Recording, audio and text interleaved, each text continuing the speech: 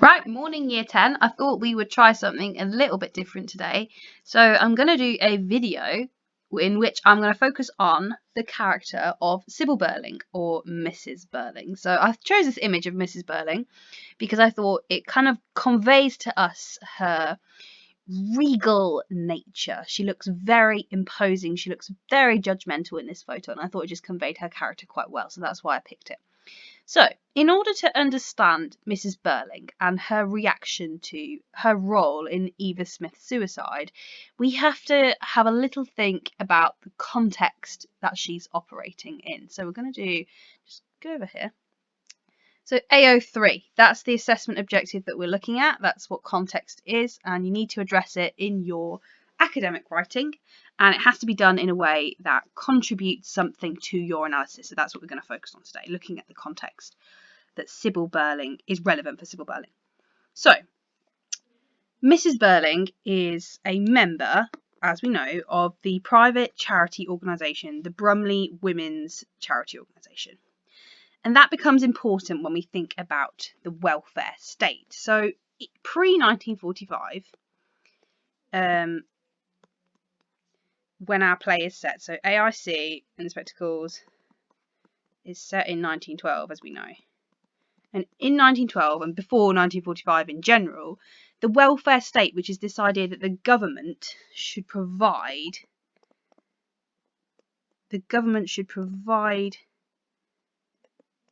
for the poorest in society,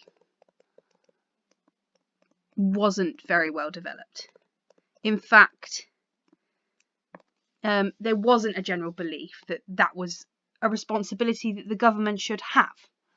So there wasn't much in the way of government assistance. So nowadays we have access to the NHS, we have access to benefits should we lose our jobs, or if we need disability benefit or anything like that. But in 1912, none of that was there. There was no safety net. If you became ill or you lost your job, then the government would not provide for your welfare. So the poor and the sick mostly rely on private charitable institutions, such as the one that Mrs. Birling works for, which is the Brumley Women's Charity Organisation. Now, these were run by private individuals, so usually rich people who had a bit of a social conscience, who understood a little bit about this topic we've been talking about for ages, social responsibility. They wanted to share their wealth and their privilege with others in society. And we could call them, good word, philanthropic, which means that they were charitable and they donated a lot of their money and time to others. So if, like Eva Smith, you were a woman and you became pregnant and you had no job, you could go to somewhere like the Brumley Women's Charity Organisation and ask for financial relief. But that was the only place that you could go because the government didn't provide relief organisations in any other way. The problem with this system was not only that there was limited places for people to go if they needed help, but that it was open to a bit of abuse. Now, people who ran these private charity organisations, like Mrs. Birling, were often making judgments about the people who came to see them and asked for their charity. Now, these focused on whether they were deserving or undeserving poor. A lot of the time, people like Mrs. Birling blamed poverty on individual laziness. So instead of thinking, right, well, they're poor because they've lost their job and it's systemic injustice, they thought they're poor because they choose to be poor and therefore they don't deserve my help, my charity.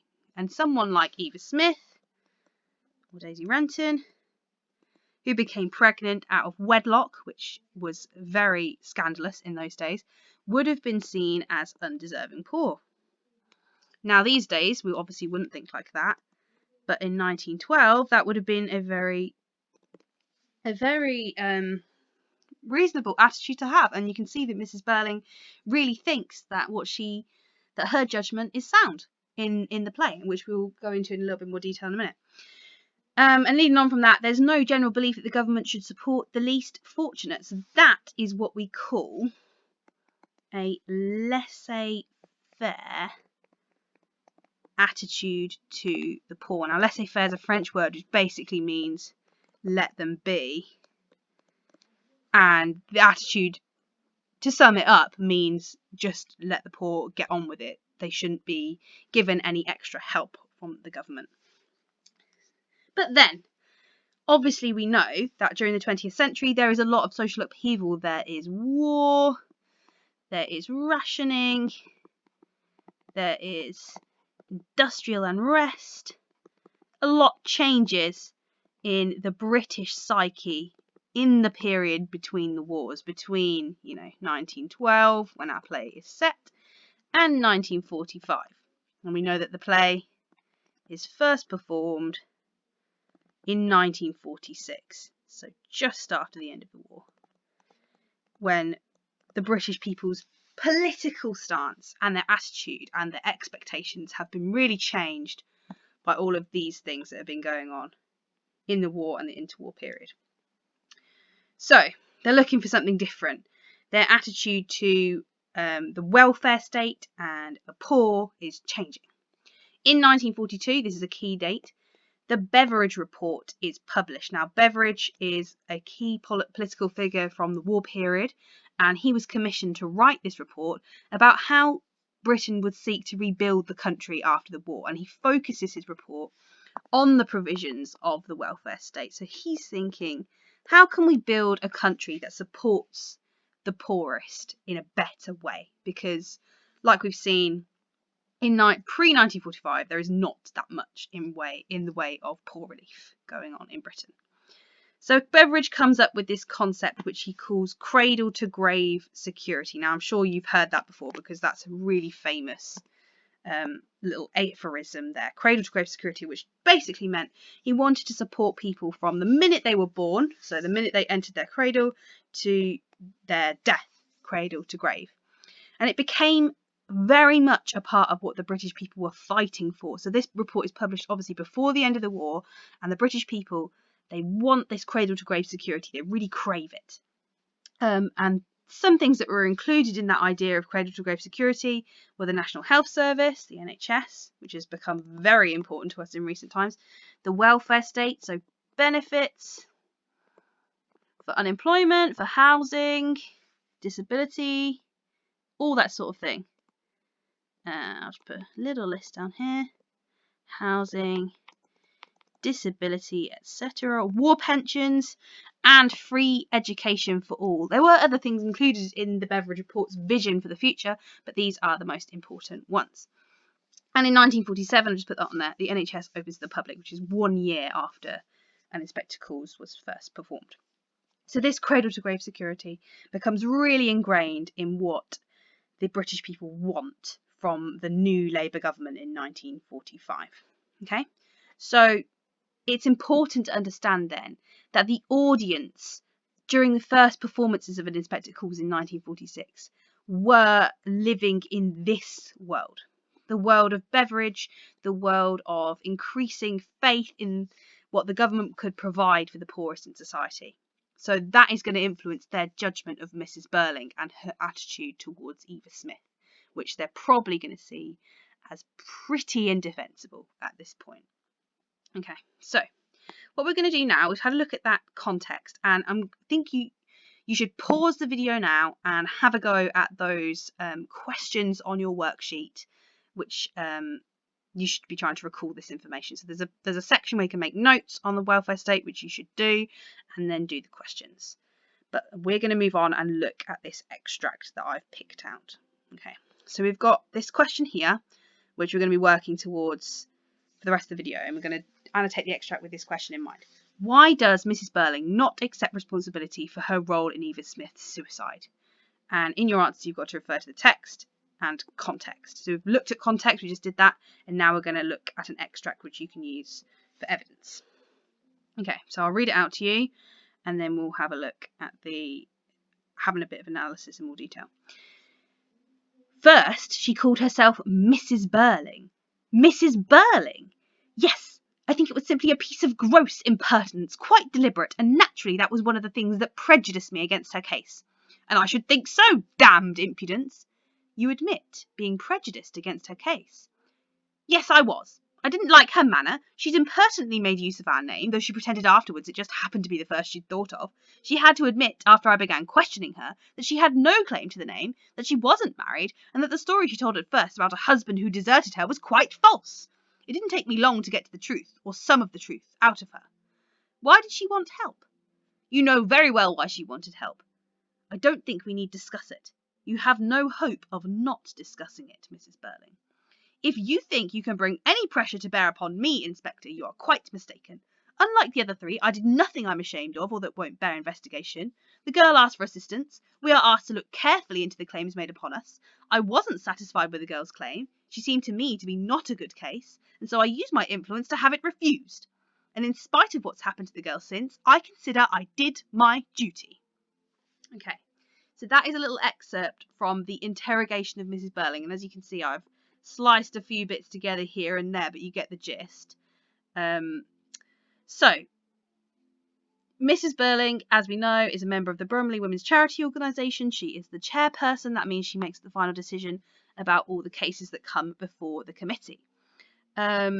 She hears Eva Smith's case 2 weeks before she finally commits suicide, and in my opinion, Mrs. Birling is one of the most to blame for Eva Smith's suicide, because she had a chance to help her, she had a chance to turn things around for Eva Smith, and she turned her away because she thought she was undeserving. She thought that the reason for her coming to the committee wasn't good enough in order to get charity. So first she calls herself Mrs. Birling. Birling then responds to this. He's shocked, he's horrified.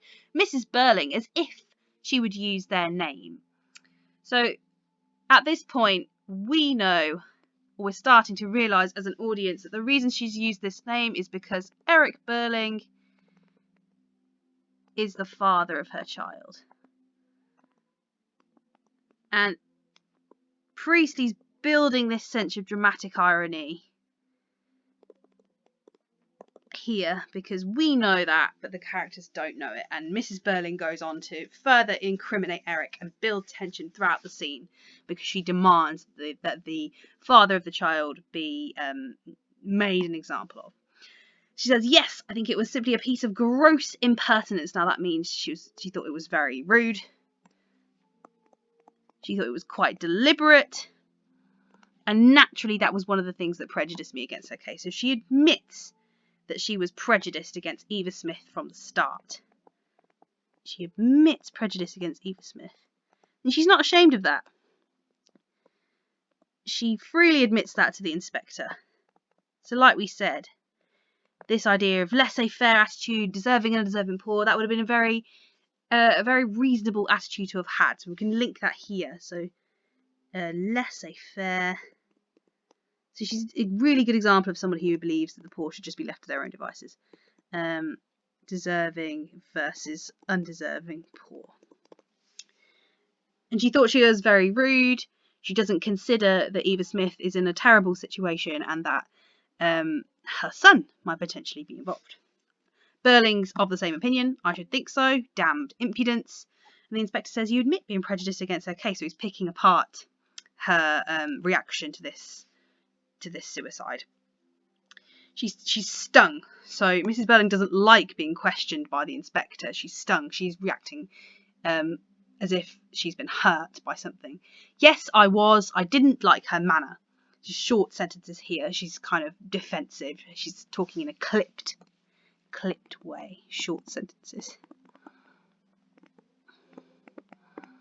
Defensive. She's impertinently made use of our... I've written that wrong. She'd impertinently made use of our name, though she pretended afterwards it just happened to be the first she'd thought of. She had to admit, after I began questioning her, that she had no claim to the name, she wasn't married, that long story she told at first about her husband who deserted her was quite false. So Mrs. Birling herself turns into somebody who is interrogating the women that come before her committee. So instead of creating a nice atmosphere for them where they can go and seek charity, she's making it into more of an interrogation because she needs to find out in her mind whether they are deserving of her charity or undeserving. And somebody like Eva Smith, who isn't married, so that's clearly a crime in her eyes, and has lied, so she's lied about her husband who deserted her, lied about that, is not deserving. Although we can see that Mrs. Birling isn't really giving Eva Smith the time of day. She's not considering that she might have lied for a reason, because she anticipated that not being married might mean that she didn't get the charity that she was after. Why did she want help? The inspector's trying digging here, trying to get Mrs. Birling to admit that Eva was pregnant, to get Mrs. B to admit Eva was pregnant. You know very well why she wanted help. I don't think we need to discuss it. So Mrs. Birling's kind of realising here that she's probably done something a little bit wrong. And the inspector says, you have no hope of not discussing it, Mrs. Birling. So he is determined to reveal her evil behaviour. Maybe that's a bit of a judgmental way to say it, but I think borderline evil behaviour. Then Mrs. Birling says, if you think you can bring any pressure to bear upon me, Inspector, you are quite mistaken. Unlike the other three, I did nothing I'm ashamed of or that won't bear investigation. So still, even though we found out what a terrible thing she's done by turning Eva Smith away, she's saying she doesn't think she's done anything wrong. The girl asked for assistance. We are asked carefully to look into the claims made upon us. I wasn't satisfied with the girl's claim. She seemed to me to be not a good case, and so I used my influence to have it refused. And in spite of what's happened to the girl since, I consider I did my duty. So all throughout this little speech here, Mrs. Birling is maintaining that she did the right thing. Maintaining she did the right thing. She said, and she says, in spite of what's happened to the girl since, so even though she committed suicide, I still think I did my duty. And this sense of duty here is interesting because we can contrast it with the inspector's sense of duty. So remember back to Act 1, where he says it's my duty to ask questions, and it's his duty really to reveal the Birling's guilt. Here, Mrs. Birling is saying she did her duty, but her duty is like a hollow shell of the inspector's duty, because her duty has actually caused someone a lot of pain and a lot of harm and ultimately caused someone's death. Okay, so we've had a look at that extract there, and now what I want you to do is go away and answer this question here. I want you to use the context that we've learnt about the AO3, about the welfare state, about Beveridge, about the charitable organisations, and refer to the text. So use examples from this extract here and answer this question. So why does Mrs. Birling not accept responsibility for her role in Eva Smith's suicide? All right, brilliant. Thank you. Bye.